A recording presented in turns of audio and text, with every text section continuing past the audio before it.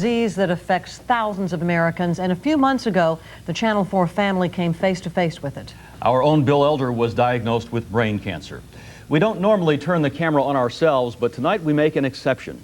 With help from his wife, his doctors, and Angela, Bill tells his own story in a personal journal.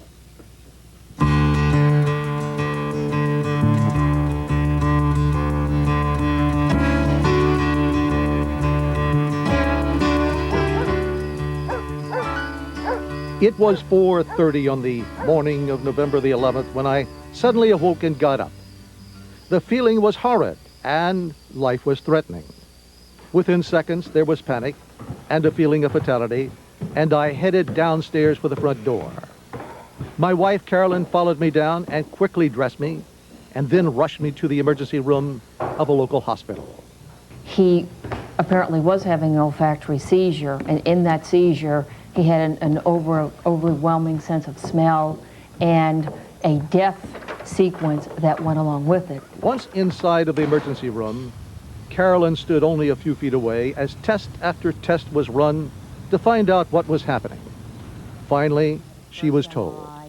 And the doctor came back and said, "We think he had a stroke." My wife Carolyn remained highly concerned.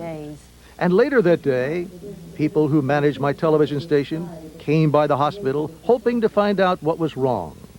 For 5 days, I just lay there, in which it was thought that I was suffering from a stroke and was unable to communicate. That is, until... After the 7th day, he started to make this remarkable recovery, and then we left and we came home. It was as if I had made a complete recovery, even though I was told it was a stroke. So I returned to the Channel 4 newsroom and resumed the 12 o'clock and 5 o'clock newscast. At first, it looked normal. Good afternoon, this is the 12 o'clock news. Well, a deadline is looming for... However, within 24 hours, the feeling of yet another stroke returned. I'm sure that the viewers noticed that he was being very inconsistent on his return to the air, and there was a point where he just couldn't do it anymore because he was literally almost mentally not being able to control what was happening to him. Dr. Ted Borgman, a physician who had been not only a friend, but an internist who had treated me over a period of 10 years, became concerned about my physical condition. There were some problems, some serious problems with the diagnosis. The problems were you had no reason to have a stroke. Dr. Ted Borgman was not satisfied with the theory of a stroke. The diagnosis was not clearly made initially. And in fact, it was missed initially. Dr. Borgman moved the MRI information to another hospital and learned that what really existed was a brain tumor, possibly cancer, on the left side of my head. It was certainly not a stroke. Ted Borgman arranged for a meeting with Dr. Raymond Sawaya of the well-known MD Anderson Hospital in Houston, Texas, within 24 hours. Dr. Sawaya, within minutes, realized that the removal of the tumor would not be an easy matter after looking at the MRI material.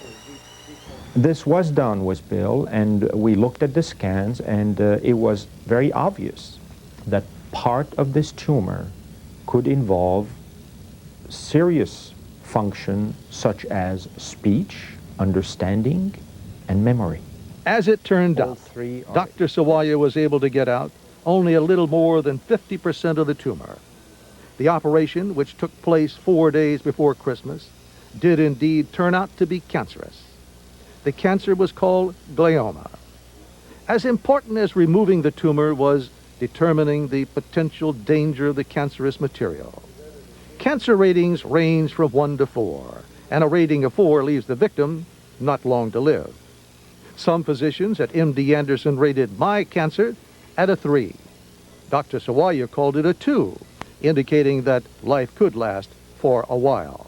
The downside of that is we're dealing with a glioma that will, at some point in the future, begin to grow back. And it would be very difficult to predict precisely when this will happen. and this will require a frequent monitoring with MRI. So what does this suggest in my case? If the tumor, when it grows back, is growing in fingers-like and spreading again throughout critical part of the brain, surgery usually is not recommended. With cancer left inside of my brain, I was required to undergo radiation on January the 11th, and that will be followed by chemotherapy. Dr. Roland Hawkins of Tulane University is in charge of the supervision as well as my treatment. The time to which half the people live without having the disease grow enough again to have further treatment needed is of the order of 5 years or so. 5 years? Mm-hmm. So you're telling me 5 years lie ahead of me? That would be a reasonable estimate. Now, among people who have that grade of tumor, some don't go that long, some less than a year even, but on the other hand, some have been followed for as long as 10 years, for instance, without having evidence of it regrowing. So there's a wide spectrum in what happens, so that number 5 years conceals a good deal of uncertainty. For my wife and I, the search continues for not only more than 5 years, but the ultimate cure, especially if the radiation and the coming chemotherapy does not eliminate the cancer. We have been in communication with Dr. Keith Black of the well-known Cedars-Sinai Hospital in Los Angeles. He is the chief of neurosurgery at Sinai Medical Center, whose reputation is spreading across the entire nation. On January the 18th, CBS News ran an in-depth story of his radical approach that has, in some cases, removed 100% of the cancer material from the brain. In one particular case, with a man named Michael Elkin, he completely removed something known as glioma, which is what I have. You know, the attitude of the other doctor, well, I feel I can get most of it. Dr. Black says I can get it all. Who would you want doing your work? Dr. Black and his assistant surgeons are considered to be in the forefront of many brain surgeons around the nation. We consider that we're traversing sacred ground. We find a safe passageway to get in, sneak into the brain, and sneak out so that the brain never knows that you've been there. Not only has Dr. Black removed a major part of the cancerous tumor, he has extracted proteins from the growth that remained locked inside. That tumorous material is taken out and rushed to the lab, where scientists strip protein from the malignant growth to use in Dr. Black's most radical and promising new experimental chemical therapy. It is developed to be re-injected back into the tumor to eliminate the cancer. He wants each and every cancerous cell completely eliminated. Understand that they need to be eradicated, and then seek out these cells every place in the body and destroy them. Dr. Keith Black is becoming more and more successful each month. Backers of Cedars-Sinai Hospital are letting the nation know of the success. Meanwhile, myself and thousands of people like me with brain cancer are keeping an eye on what is happening there and elsewhere around the nation. At this point, however, I must continue the radiation and see what happens. Perhaps what is stunning is that nearly 700 people have written me letters urging me to fight the disease. And to that, I explained to Angela Hill that my wife, Carolyn, and I are more than grateful. Well, you got a lot of love from the public. You got a lot of love, people stopping everybody who works at Channel 4 on the street saying, how's he doing? And then you got, look at this. I never, ever dreamed that I would have that kind of support from the public. I have to tell you, I'm shocked by it. I'm pleased by it. I'm happy about it.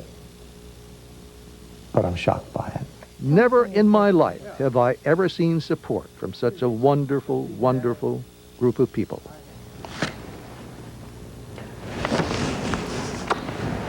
Thank you. Okay, so when are you going to come back?